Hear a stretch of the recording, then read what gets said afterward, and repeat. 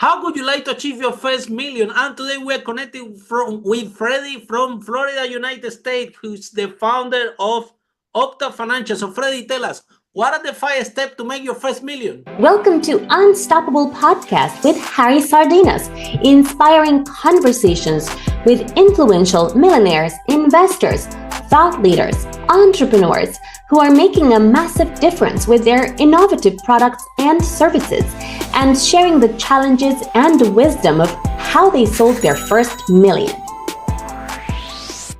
Well, I would say the first thing you have to do, Harry, is have the correct mindset. Okay, so when we're talking about building wealth, we have to understand that there's a lot of noise out there. There's a lot of people saying different things, right? So I'm not here to say anything. Those things are right or wrong. What I'm saying is some of those things that people are saying are checkers, and some of those things are chess. So if you want to be a checkers player and be a darn good checkers player, just don't expect to be able to build the kind of wealth that a chess player can achieve with the mindset of a chess player, right? And so I would say the mindset is the biggest thing, and first and foremost, because without it, you're not going to be able to take the next steps here, which is to actually do something, take action. No one's going to just walk up to you and hand you wealth. You have to build it.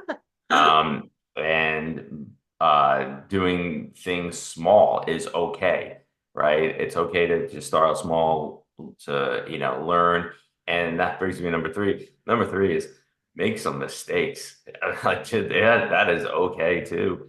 If you're not making mistakes, you're not doing enough, right? Like when I'm talking to my team of advisors, I'm like, what are the problems? And if we don't have problems, that's a problem, because that means we're not doing enough. We're not trying different things. We don't have enough going on to have a problem that we would need to solve, right? So, and the mistakes that you may have to pay for a little bit, just think of that as like tuition. Like it's just, it's you pay to go to school to learn. You're like, well, you're paying to learn. You made a mistake. As long as it's a small thing and it's a small mistake, you pay for it, but you don't make that same mistake on something very large. And, and your percentages are different, right? So, another thing is people gotta think big. That's, don't thinking small. You're just not going to be able to get there, right? If you're thinking like, oh, this isn't enough, or I'll be comfortable if I just had this. No, go for the big thing. And if it winds up being 80% of whatever your big idea was, that's probably still really good, right? But think about that, because if what you're thinking is only 50%, you land on 30, well, that means you didn't get as much as you could have, right? Yeah, so I would think, and those are big things. Also, as far as the wealth and who you take your financial advice from, sometimes it's really hard, but sometimes you need to not take financial advice from people who love you. And That's good. because their mindset it may be different, and they may be projecting their fear or their reservations on you, and they're not doing it from like they want you to be successful. They're not doing it from like a jealous standpoint. It's just what they believe and what they think. And if they're bad checkers players, still have the relationship, of course. Don't ruin that, but just take your financial advice from people who are where you want to be. Absolutely. Now, Freddie, I want to dig down in one of the points that you touch. You share about think big. And I'm telling you because sometimes I do workshops and I had a room full of people, and I ask the people, how much money would you like to make a month? And the people say 2,000, 3,000. And I'm like, guys, I'm just asking you Yeah. How much would you like to make for a month? I'm not telling you that you have to make it. I just, you only have to say a number, yeah. But why everyone is so conditioned that they, you could say 100,000, you could say the million, uh, Yeah. and My but number, then my, if my most, number's yeah, more. or more, Whatever, whatever number you have, mine's more. yeah. But then this is not what happens, and I think that it goes to the mindset, exactly what you were sharing at the Mhm. beginning, yeah, Yeah, about I ask our this, own limiting belief that people don't think that it's possible right. to make more, yeah. Or they feel guilty about it too. Like it's Absolutely. there's an element of guilt there, and I definitely like to shake that off of people and say like, no, it's okay as long as you're producing and becoming valuable, right? You're providing some kind of value to your clientele. Your clientele like wants you to be successful. They want you to do it, and this whole idea of like it's you know. It's you shouldn't be striving for average, right? But I Like think they answered this because they don't think that it's possible.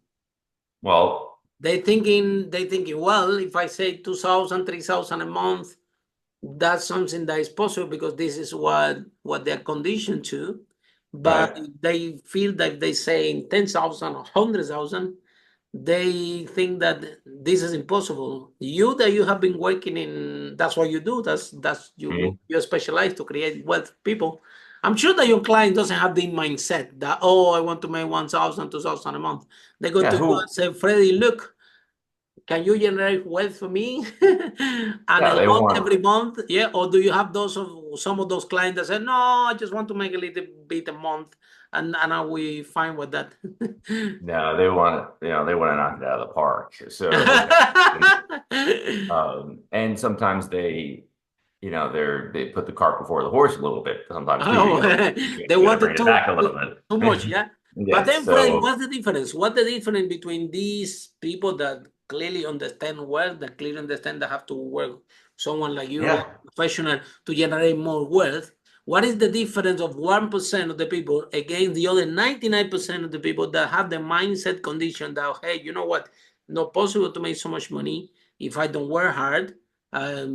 They haven't understood this concept that it's possible to put the money to work for you, so the money doesn't get tired, yeah.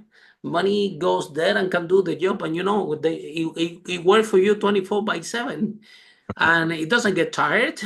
It doesn't get days, doesn't need day off. Money doesn't need day off, doesn't need to it works 24/7. But people think that, okay, the money that I make is proportional to the work I do, so the more I work, the more money I make. And there are people in United States that have 2 or 3 jobs. They don't have time to spend with the family, with the people that they love, and then still they have 3 jobs. They owe the money because they don't have an advisor, or they don't know how to manage that money. All this money also get spent in buying a car or buying liabilities, right, than assets. And little did they know, they spend all their life working, and after they work all their life, they have nothing. yeah, So trading hours and hours. what advice do you have for these people? Do you really need to work so hard in order to become wealthy? Or do you really need to understand few concepts and get an advice on a professional that guide you in the path? So yeah, don't get me wrong, you can work hard 2, 3, 4, 5 years, 10 years if you have to. But man, at least I don't know, buy some real estate, buy something, and stop this, because otherwise in US you end up like this to because over there they don't care.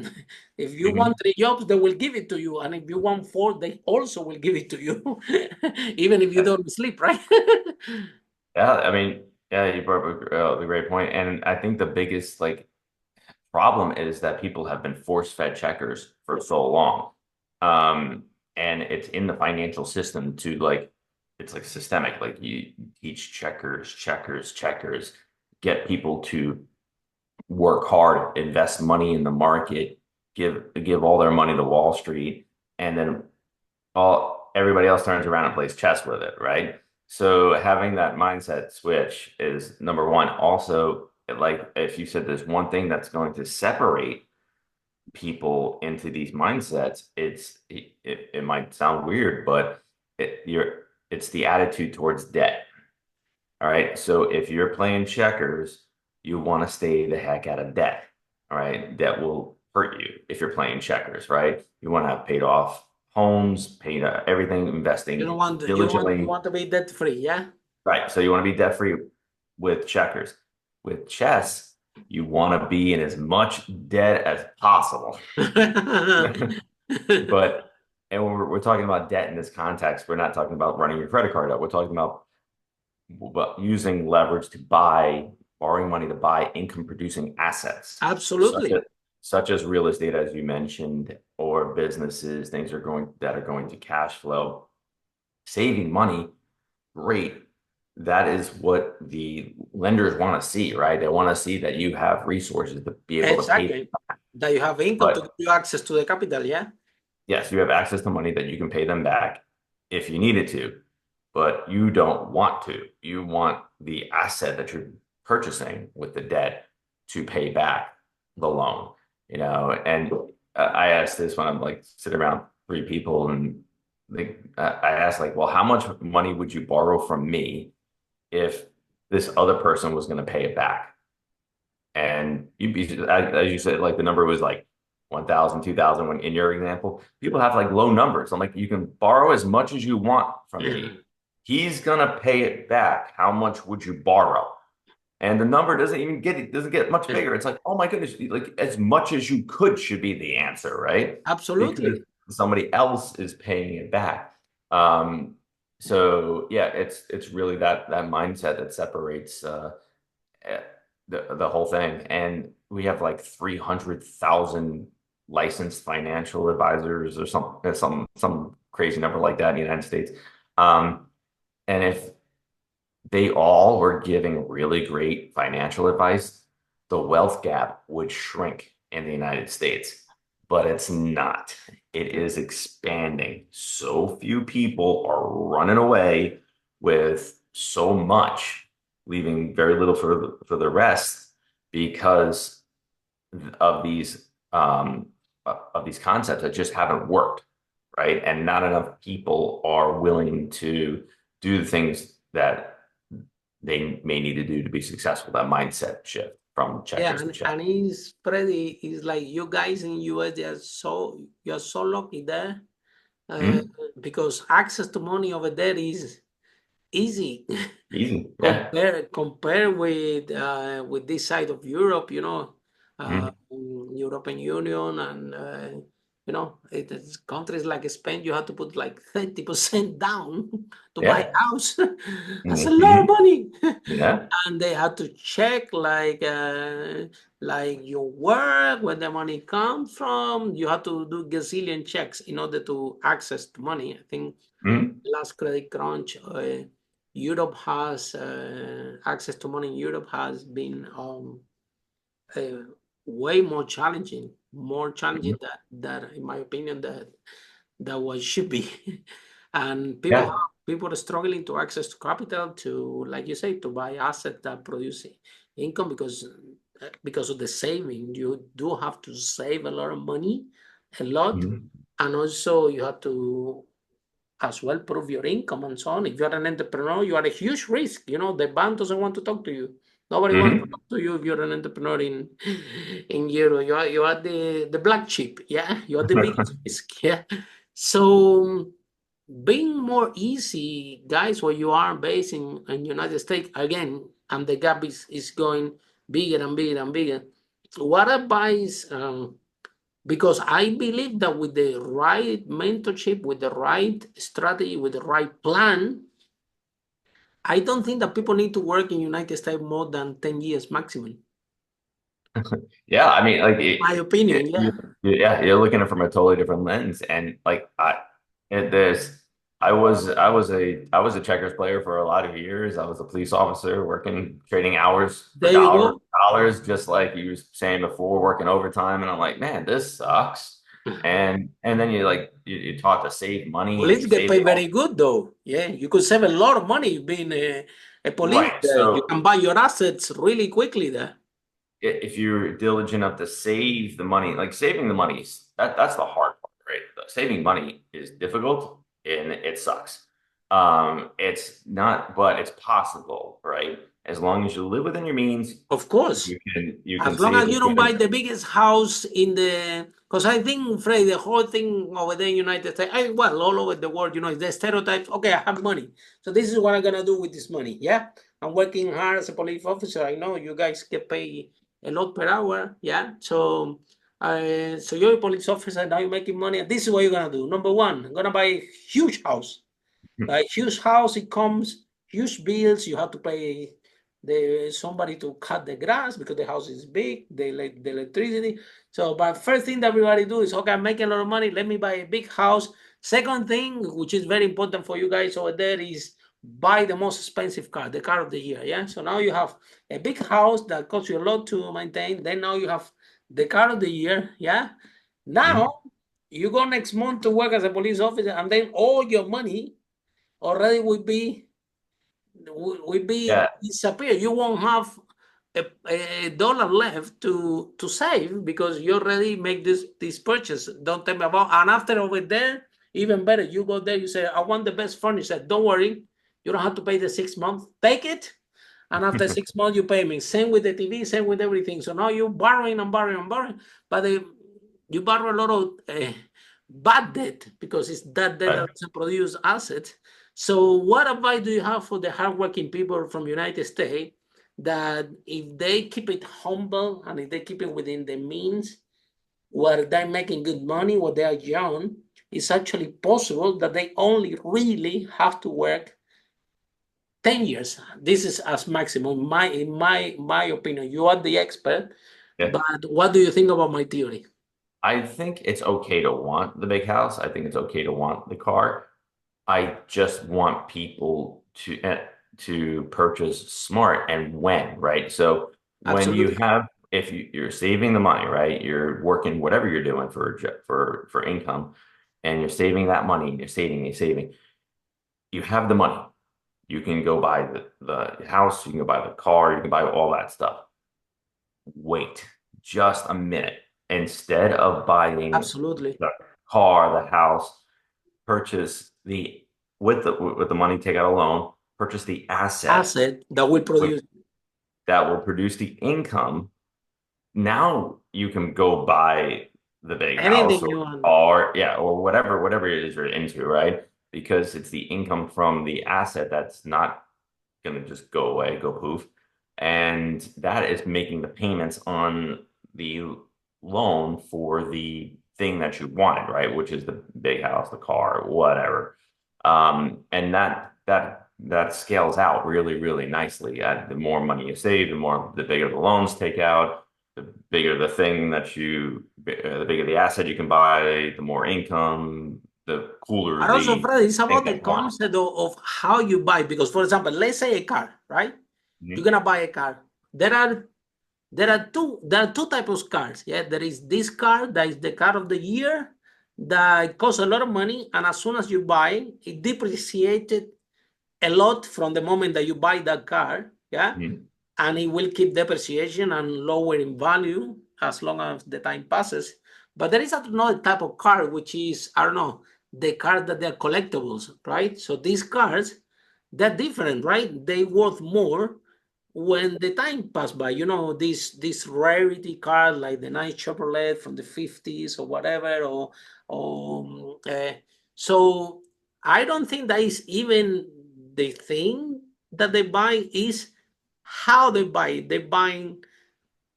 It's about buying asset, not liabilities. So Freddie, Right. can you explain them what is, because for a car, for example, right? If you buy a car that rather than decrease price, it will increase the price that the thing worth in the next 2, 3, 5 years. I don't know. Let's say an exclusive Mercedes-Benz from the 50 or whatever. It's something that you can drive, you can use. It will take you to work.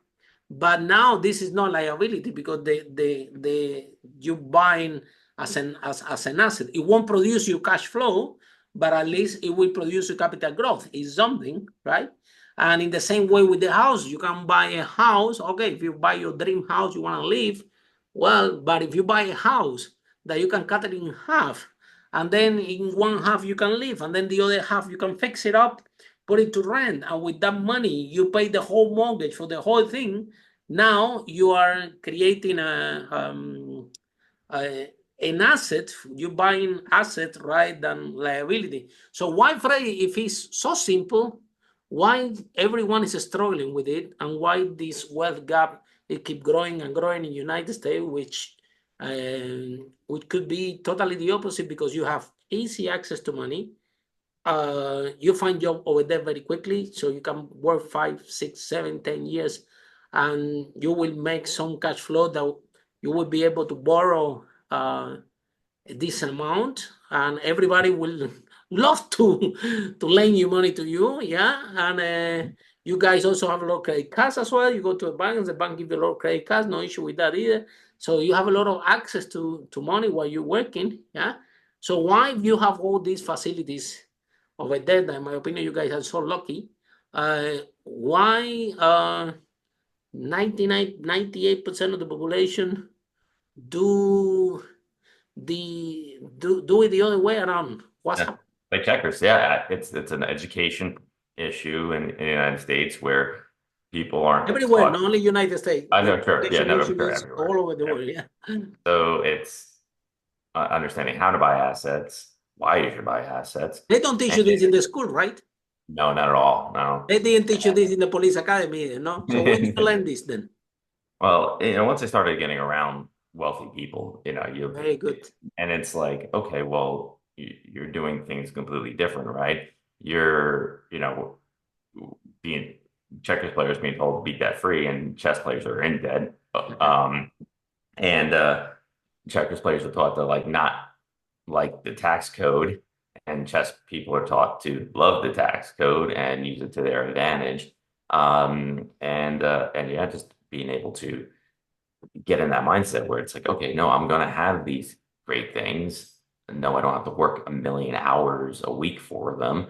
Yeah, but you do have to save the money, be a good bet for the lender, borrow the assets, buy the asset, then have that income cover whatever it is that you want to enjoy life. And I want you to enjoy life now, not wait 30 years. There's this concept that's oversold, in my opinion, especially here in the United States, and that is the concept of compound interest. I'm not saying it's wrong, because it's math. It's not wrong. It's irrefutable. But the financial world has force-fed it on people to believe that this is the way to build wealth. It's called compound interest. You save money, and the money makes money over time, and everything is true, but it doesn't do it quick enough. You need to know what you're doing. It's not as simple as that. Yeah, it takes too long. In humans, we don't live 1 million years for compound interest to really double and all that. When you only have so many, if you're getting a 7% rate of return, your money should double every 10 years, right? Well, how many sets of 10 do you have?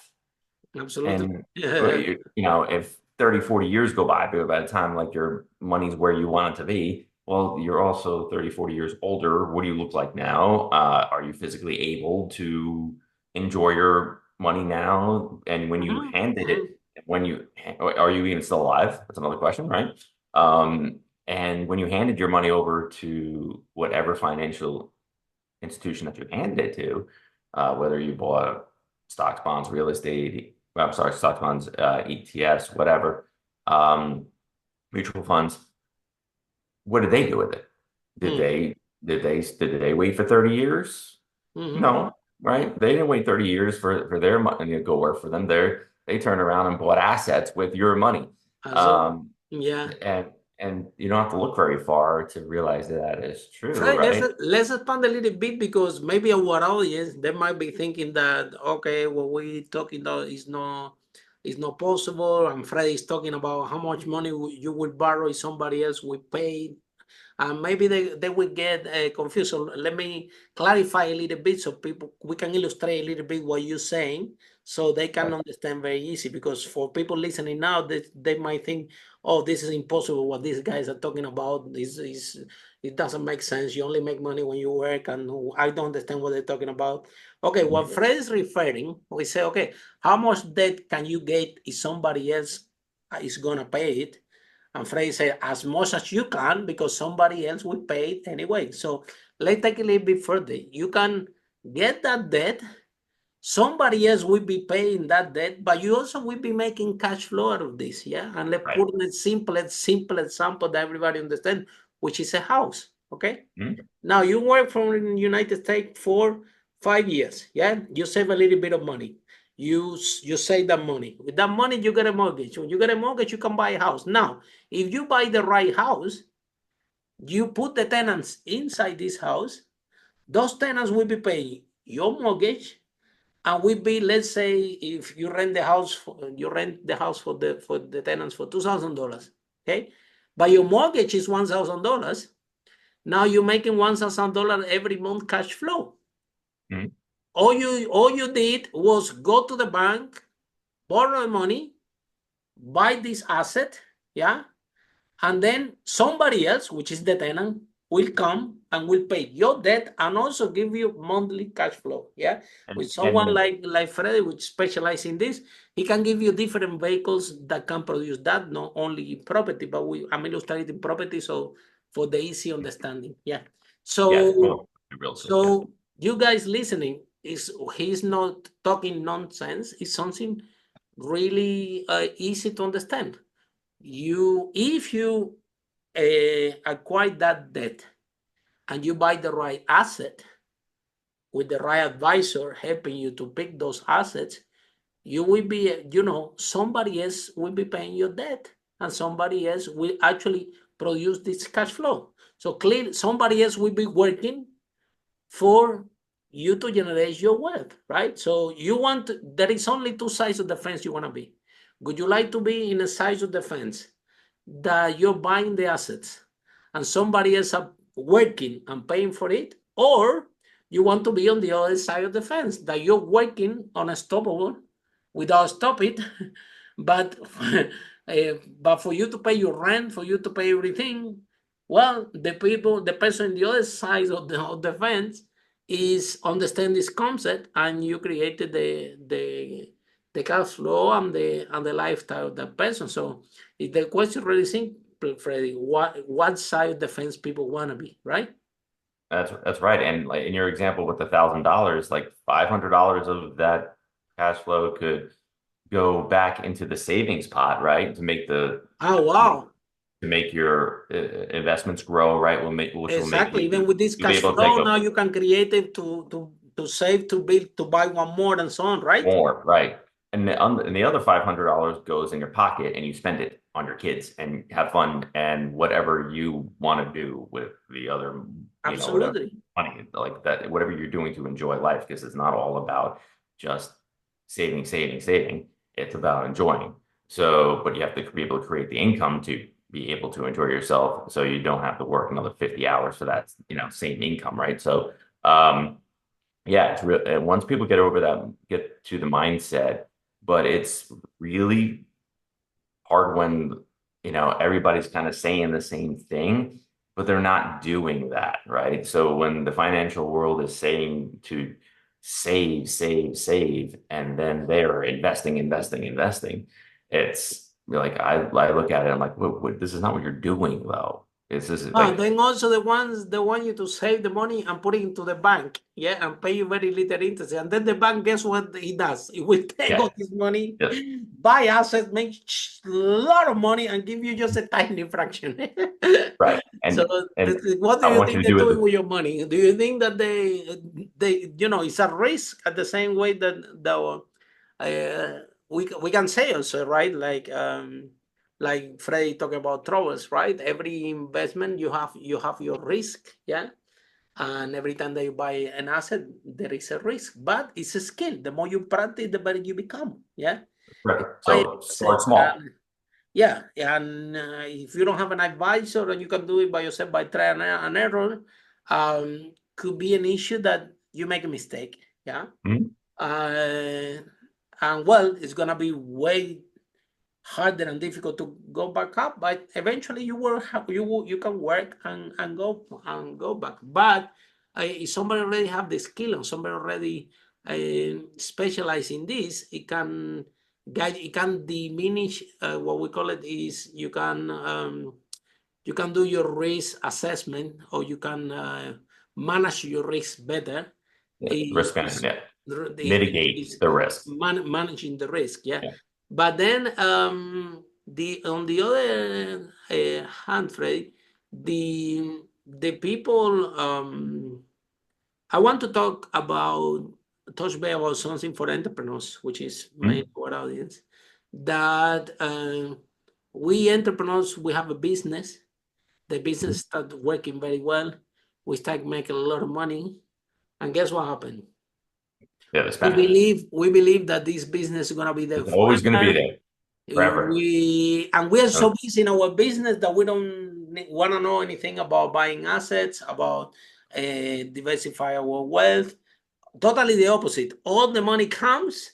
Oh, I'm gonna make my business better, and Yep. every Oh yeah. all Yep. the business, all the money goes inside the business Yep. and reinvest it and reinvest it. Mhm. And guys, business is Don't do something it. very interesting because Yes. it could be going very, very well, but a technology can advance overnight, Mhm. and you can go out of business. And this Yeah. is reality. This is I the tell I reality. tell my small business owners, like, you can't do enough. Like, you can't sell enough things. I can't have enough clients. You can't have enough Also, for that to build wealth. You have to start buying the assets.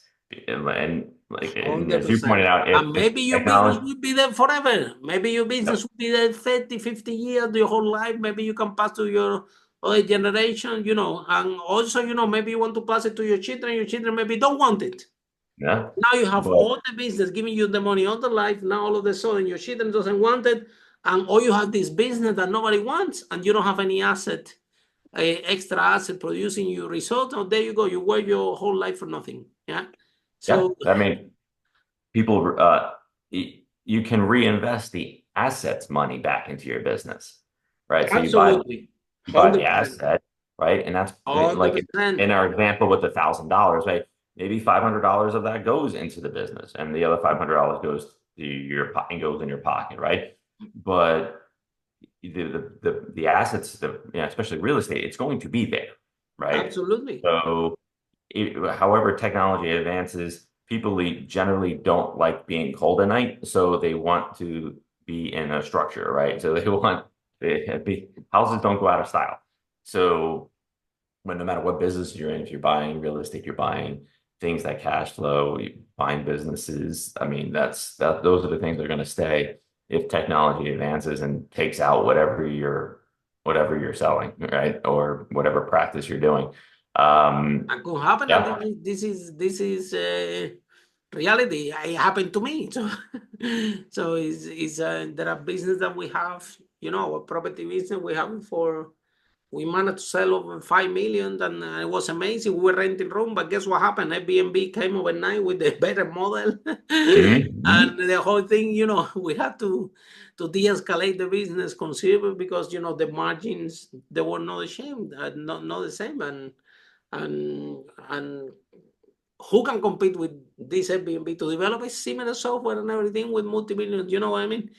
So sometimes there is a technology advance. Sometimes even the car manufacturers now, right now, all the cars now they are electric. So I saw cars now, brands of cars, electric ones, that they never even had been brands from fuel car before. I'm like, Mhm. this electric car, even Tesla thing, then it never have fuel, right? It's only electric, and it's a brand. So technology could be one of the, could be technology, could be, I don't know, financial crisis, Could be COVID, for example. I don't know. We experienced Yeah, COVID COVID. and Yeah. changed the whole dynamic, and everybody lost the business out of night. The people that had restaurants took a big hit all over the world, because you cannot have the thing closed down for so long. You have to pay rent, you have to pay things. So change the have 500, 600,000 franchises. After COVID, they end up back with 200. So which is meaning start all over again. So those entrepreneurs that at the time before COVID, they have over 1,000 franchises and they're creating a lot of wealth. If they don't took that money to buy some assets that produce them cash flow, something like COVID, which is not your fault, it's not my fault, it's nobody's fault. Right. It's not like, it's not even technology. It's even more sad than that. Because for me, it's the technology advance, you got a business, okay, fair, the competition was not paying attention, somebody else came with a better solution, fine. Fair enough, I got out of business. But some people go out of business for things that have nothing to do with them. Like this COVID thing or a credit crunch. And then is when you start to realize, like, if when I have money, I would buy some assets. Yeah. Now I won't be in the situation that I'm right now. So, Businesses have a hard time. so They have a what hard can we time do, buying. Freddie? What can we do to educate the entrepreneurs that when the business is going well, when the business is making cash flow, when the business is in good health, is the best moment to buy assets, and it's the best moment if you want to reinvest in the business.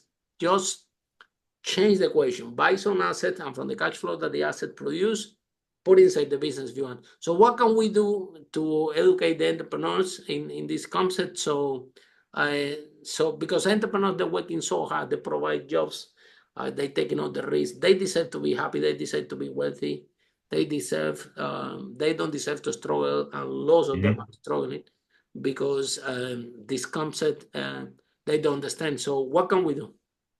Well, yeah, boiled down to education. That's why, I mean, I wrote a book on it, Oh, wow. playing Show the wealth the game. book. Yeah, Play playing the the wealth world game. Wow. I love it. and Where can it's we just find this book, Freddie? you can find it on Amazon, Barnes and Nobles, wherever. And it's really about changing that mindset. Like once you switch over the chess and you start doing things, and you don't try to recreate wheels, you just do what is successful. That the cash flow increases and things start generally getting better, and you're allowed to make mistakes when you have that position of strength, right? If something doesn't work out, it's like, that sucks. It doesn't ruin everything. It's just like you're just mad for a couple of days and you get on with your life, right? Or like something like COVID doesn't, wipe you out because you didn't have 6 months of cash that you could just hemorrhage, and because you had assets that cash flowed during that time, it's able to keep you still going, and get you over the hurdles, whatever the hurdles might be. But yeah, that's making sure that people need to build teams, they need advisors, they need people to, I guess kind of save them from themselves a little bit for making those poor decisions, and just be like, wait a second, why don't we at least consider this? And and especially with entrepreneurs investing money, all the money back into their businesses, that is without buying the assets. Yes, I agree. That is a hard thing to overcome for some people, because they can just make more money with just the business, and that generally won't happen. You will either something will come up and bite you in the butt, or you'll just run out of hours. Like you'll be working more hours than you were when you had a regular job, right? Because now you're trying to make the business bigger and bigger. But if you buy the assets, you then have the cash flow. That's going to allow you to have the time and the money to build your business. But then, Freddie, I think that the missing point is, like, for example, you were working as a police officer, yeah? And you would say, well, I realized that when I started to meet wealthy people, that they were doing something different than I was doing, yeah? Right. But how Because in order to change your life, to change your situation, you have to put yourself in that situation. Yeah. How you decide to meet these wealthy people was by accident. A friend took you there, or how you met that person or that group of people that you went there and you said, man, these people are doing what these people are doing, that they are, they're wealthy, they're happy, they have time, they work because they want to, not because they have to. Yeah. And here I am waking up every day to work as a police officer. Don't get me wrong, it's amazing. I have a great admiration, yeah, for that job, and it's very rewarding for society, yeah. But with your wealth, you can train a lot of people to be more police and wealthy at the same time, yeah. Well, it's once Even you you can be meet, police if you want, because you want to, not because you have to, yeah, because you need the money. right. It's Yeah, completely different. You can change your whole position. Yeah. So how you meet these people? Did you read a book? Did you saw a TV show? A friend told you? What happened? everybody knows one. I mean, like I think everybody knows that person. I mean, your audience is thinking of that person right now as you were speaking. Like, who do I know that's, is doing They really are well? around our Yeah, life all the time. Yeah, could be feel like they're grandfather, always could be a father-in-law, could be a neighbor, could be they are everywhere. We just don't want to see them. We just don't right. want to talk to them. We don't want to say, hey, what you do, man?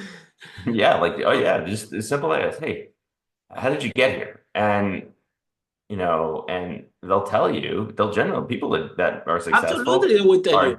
generally will tell you They how will they be got happy to tell there. you. And especially if they came from the Zero. checkers world and got to the chess world, they're happy to explain it because they want to see more people have that type of lifestyle. And then from there you get into having and talking to their contacts. Okay, who do you know that can help me with this? And people have contacts, like, oh, talk to this person about this. I use this person for that. Next thing you know, that successful network is becoming now your network, and it just gets bigger and bigger. And you stop wanting to associate yourself with people that are negative. And you're constantly, you're like making cuts in your life, like, this person I feel like is always, uh, being negative about everything, and doesn't. I want to be around positive people who are interested in building wealth, people that are interested in and doing better, whatever that better is, right? It doesn't have to always be about money, right? It could be about health, right? Like, I'm talking about being in shape, talking about That money will mental give health, you all that stuff. everything. This when you have number one, stress, yeah. When Mhm. you don't have to have this financial stress, that you have to pay um all the things that you have to pay, and you have to work for it. Yeah. Mhm. I'm telling you, because when I arrived to London 17 years ago, yeah, and my English was no good. It still is not good. I'm still learning. Yeah, I'm in the process. After 17 years, I still haven't managed to learn English properly, but I'm working on the case. So I Okay. arrived there, and my first job was in a pub. The name was Britannia. They were paying them £5.50 per hour, 5.50, 5.80, something like that per hour. It was below £6 per hour. And I am like working in this pub for 2 years.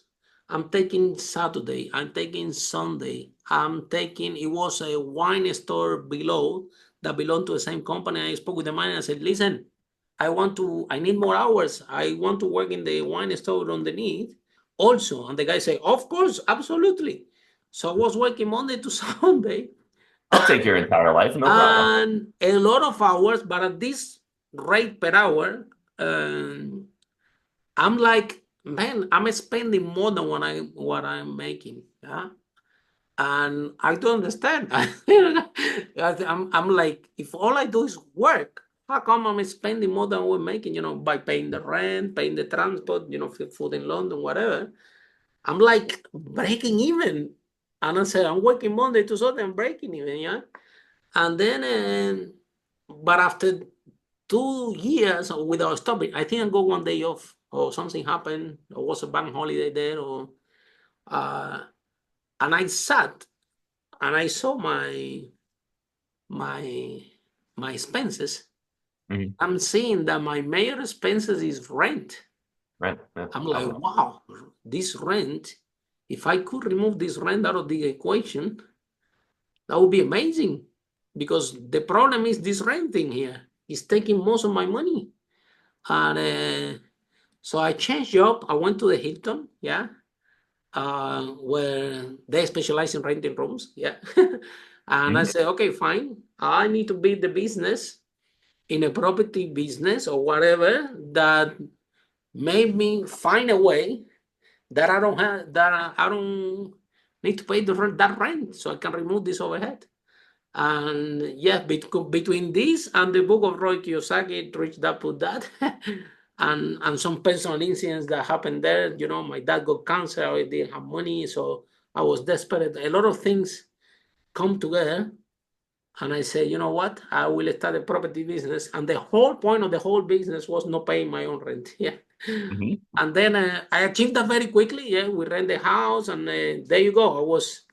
I rent the house, I fix it, I rent it by rooms, and it was enough money that I don't have to pay my room. All of the sudden, I'm almost rich.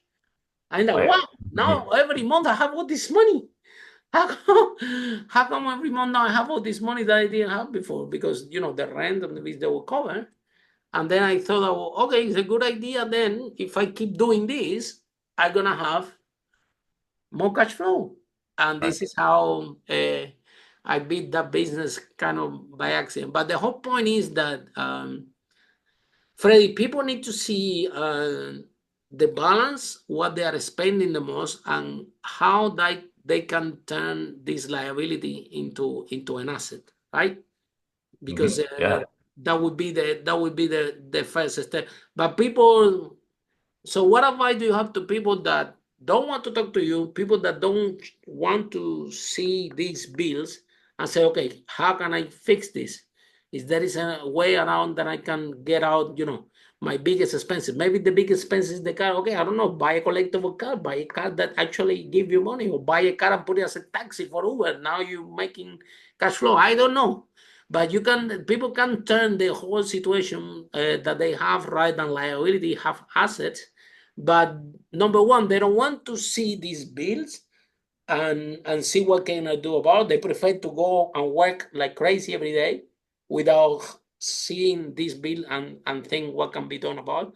Second, they're so busy working that they don't have time to talk to you.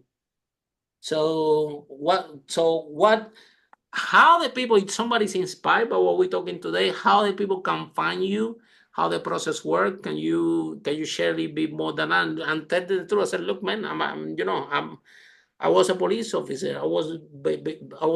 You didn't come from a rich family. Nobody give you Oh. a multi-million pound to start to create your practice. You did it from scratch, like everybody should be doing. And now, you don't need to work. You have assets waiting for you, and you're sitting here having a podcast with a nice person like me. Do you understand? And having a lot of fun without being worried, because you have the moment as we speak, you have assets producing you that well.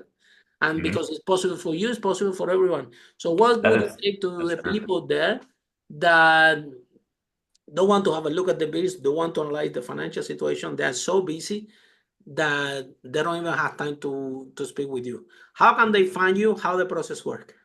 Oh, they can go to the website optafinancial.com, and if in the top right hand corner you can schedule a consultation with us. And Show us your book again. what's that? Show us your book again. Yeah. Oh, sure.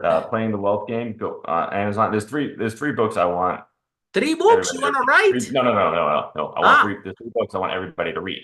One is Rich Dad Poor Dad, as you brought up earlier. Great book by Robert Kiyosaki. Change my Two life. is two is Think and Grow Rich by Napoleon Hill. Absolutely. I don't know any highly successful people that haven't read that book. I mean, like it's Brilliant book. Love it. Definitely one of the books you just should read. And of course, we'll say that mine should be the third. Absolutely. But but once people really, what you focus on will expand. So whatever that is. So if you're focusing on building wealth and giving more time for yourself, it's generally going to work. If you just say, like, oh, I can't do that, I don't have time to be successful, then you won't, right? So whatever you're going to focus on is going to get bigger, right? So focus on good things. Focus on building more of your wealth. Focus on being better for your family, better for in relationships, whatever. It's just focus on those things, and they'll generally expand for you. And with that note, thank you so much, Freddie, for this broadcast. Have been very inspiring. Yeah, well done. I applaud you for what you have done, and you managed to get out of the rat race, which is designed for you to don't get out. Yeah, it's on purpose, designed for you to keep you trapped all your life, and then the whole point is you will have 40, 50 years old, and then you will retire, and all your life work. Now you rely on the government for the pension, with nothing wrong with governments, yeah. But if you can secure it by yourself, will be way more healthier, because you can have your pension on your own control. I remember I used to have a landlady, Jewish. She owns like 10 or 12 properties. I was managing her properties, few of them, and every time she was calling me, she would tell me, Harry, look at my property. These properties have my pension. And I'm like, what this woman is trying to tell me? And now I understand, because the woman who was traveling to US, he was traveling all the time, have very amazing life. And I realized that it was true what she was saying. The property was her pension. She was making cash flow monthly from all these properties that, by the way, most of them they were already hold on, none of the properties were already paying full yet. They have mortgage on it, but they were getting the mortgage, and then it was an extra cash flow that she was making, because the property had for a long time, so the mortgage was really low. She has an extra cash flow, and that was literally her pension. So once you take the red pill and you get out of the matrix, you don't really want to go back in there generally. Absolutely, yeah. So Freddie, thank you so much, and for you guys following this broadcast, see you in our next episode of Unstoppable: How a Brave Entrepreneur like Freddie break that wall and achieve the first million. Bye for now. Follow us for more interviews with world's most influential, audacious entrepreneurs that overcame challenges and adversity, providing you with the blueprint of how they sold their first million so you can grow your business exponentially.